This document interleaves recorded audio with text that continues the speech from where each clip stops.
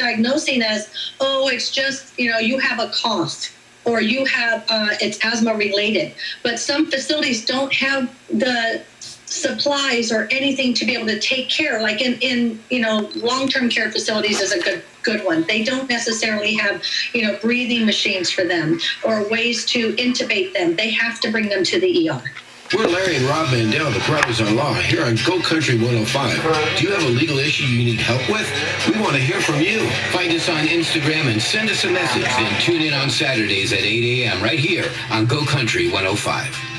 Hey, this is Rob from Brothers on Law on Saturdays at 8 a.m. We know these are difficult times for everyone, and some more than others. So do you want to nominate a local group or hero that's going above and beyond for our community? We want to hear from you. Call us at 800-310-7113 and tell us what they're doing.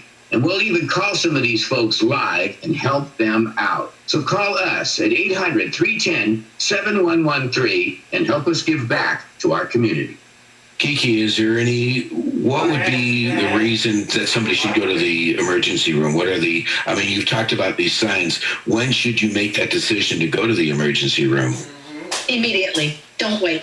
Because we notice that the patients that are waiting are the ones that are expiring. Because it's already too late, it's progressed. And once it gets in your system, it is very difficult to beat. And once we have that patient come in, our motto is literally, we have running shoes on for a reason in the ER. We act so quickly at my facility, and I know firsthand my team has got my back and I got theirs. We rock in there. We have recovered so many patients that you don't hear about on the outside. You hear about only the patients that are passing. We hear that song by Pharrell when someone recovers, that song Happy. And Pharrell as it is, and so you see nurses dancing down the hallway when we're running back from the lab from bringing a specimen for one patient, but over on the overhead that you can hear Happy, someone has recovered. So we are celebrating every day because it matters. Every patient matters to us. That's wonderful. Hey, Kiki, tell us a little bit about your hospital, because, this is not, a downtown hospital, obviously. This is out in San Bernardino County, right? Yes. And so tell us a little bit about it and the people that you work with. I work with one of the most amazing ER teams out there in any facility I've ever worked at. I've been in healthcare since I was 17, and I'm 56 years old. And this team, I would do anything for. I feel very blessed. I'm thankful that this team cares. They work very good together. If you need help with a COVID patient, we have isolation with everything. We have a runner that stands outside a COVID room when a patient is in there getting their labs drawn or getting a breathing treatment. We have to cleanse everything and sanitize everything. There's different ways that we do this, not with just the Sanicloth, but there's another set of like a vinegar base that we use to protect the staff and the patient. We clean everything down to the EKG machine. We don and remove our PPE gear in and out. We have nurses that help each other in this facility. I am so proud to work here because I know that this team, they really care. And it's not just, I'm in a hurry, I have other patients, I'm going on break. They will cover for each other. And these patients are very lucky to be here because this team really wants it, to be protected as in patient, staff, and family. You want to go outside and tell this patient's family that, hey, your family member's fever has broke. You want to be able to be here. And this team, they cover each other. I'm so proud to work here. That's great. And so how many, I'm sorry, I just want to paint a little picture, because you're like not in a metropolitan area. You're in Fontana, which is a smaller town, but it sounds like you got a lot of people coming in with this infection. Yeah, we do. And in this county, it covers a big rural area. And so we have patients that come in that are Kaiser members that have multiple doctors that they're used to seeing. Now, remember, we have to do visits by phone now. And something severe, then they get brought into the ER. But most of the time with our team, it's like a unit, not just one person covering each patient. We have patients that come in that are not members as well, that we also take care of, that are critical, that come in through our ER via ambulance and walk-in. We don't discriminate. We want to help everybody.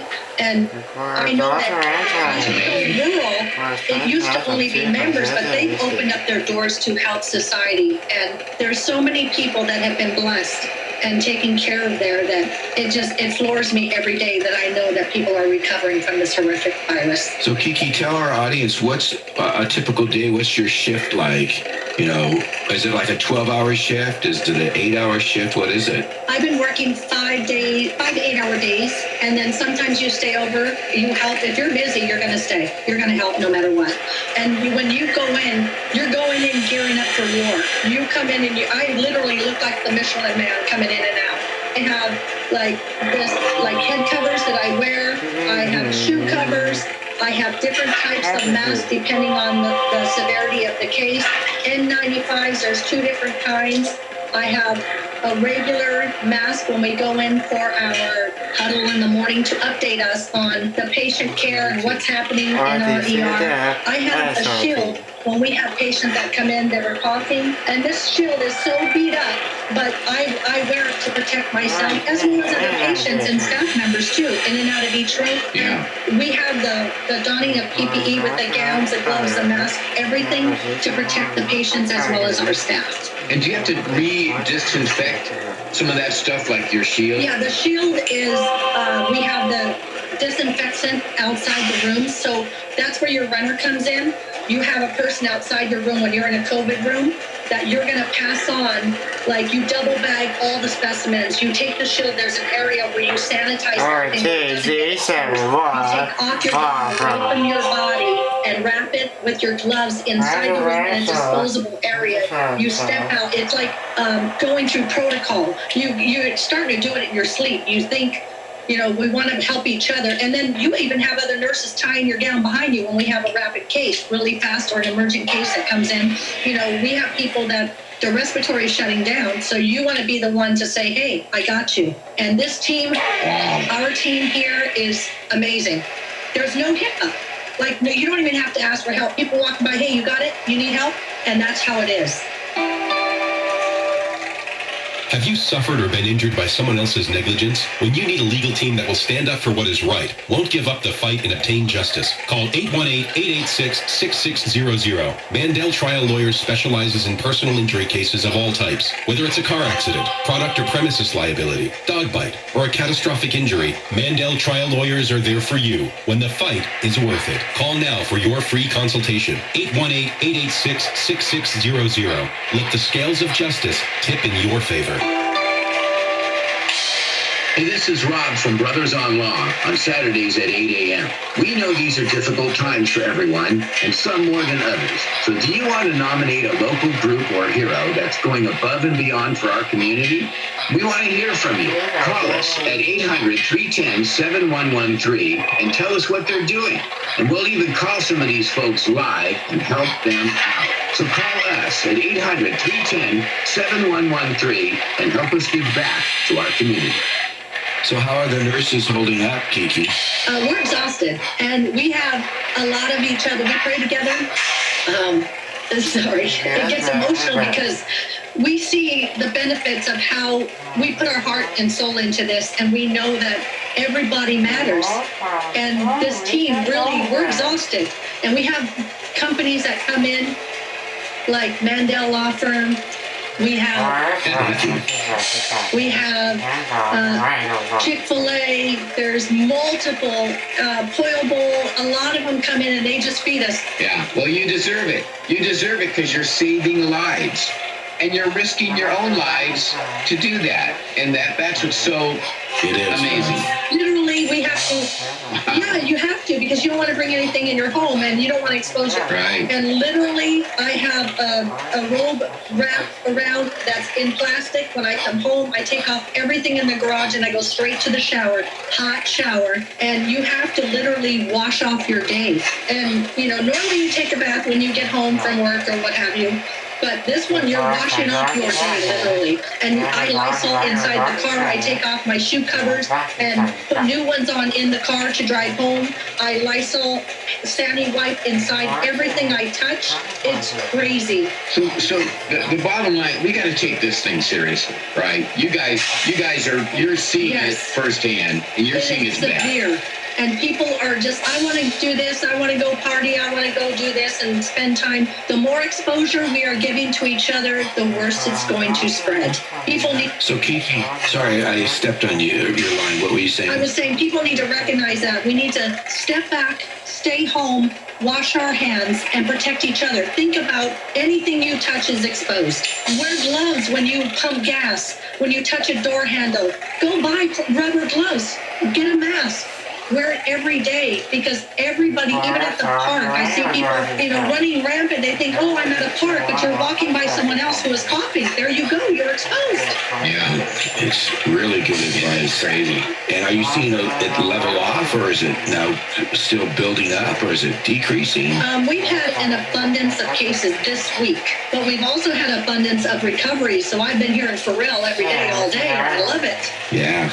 Look at you. What an attitude. That's so amazing. So tell us, okay, I'm sure you got a sad tale to tell us. Let's hear one of those sad tales, and then tell us one of your triumphs. Okay, at a different facility I worked at, because I can't violate HIPAA, but at a different facility I worked at, a young person came in with their parent, and they came through an elevator, and I happened to be in the front. And I watched this child come in who was very diaphoretic and very pale and coughing, but it was a dry cough. And then the mom was coughing, and I set him aside. They came in the wrong elevator compared to where they're supposed to enter. And I just happened to see it because I was one of it's called a gatekeeper, where you protect the front entry. So anybody you scan, check their temperature, and you go through the COVID questions and verify whether they've been exposed or not. And the mom said, yeah, well, Grandpa was in Mexico. We came back from our trip, and he has COVID. And I was asking how long ago was that? And she said, about 10 days ago. So right away, another red flag. Besides being dry cough, upper respiratory, now they're exposed. I had to take them around the facility to the other side, go get them admitted or get the assessment for the ED team, because I was on a different department at that time, and ended up that the young child expired. So the parent waited too long. And it makes me sad that people are not taking it seriously. Oh, we were out of the country. I'm sorry. Because you take your children. Children have a right to be protected, and people need to not discard this. It's very serious. And people are passing away at all ages, and seniors are passing away without being able to say goodbye to their family members. I mean, we have spouses at different facilities, at long-term care facilities that I volunteer at, that are standing at the windows of their loved ones, just putting their hands on the window and crying because they want to hug their family. People need to really respect this. Is severe. This is no joke. Thank you, Kiki, for sharing that. Can you tell us a happy story now? Yeah, we need definitely a happy story right now. A family member that came in that was upper respiratory dry cough that came in. Oh no, it's fine. It's just my asthma. I've been using my inhaler, I think, too much. And it's the same thing when we do the assessment in the ER. We start recognizing, and we caught it right away. Thank goodness the gentleman had come in saying, I thought it was just, maybe my inhaler was expired because it wasn't working.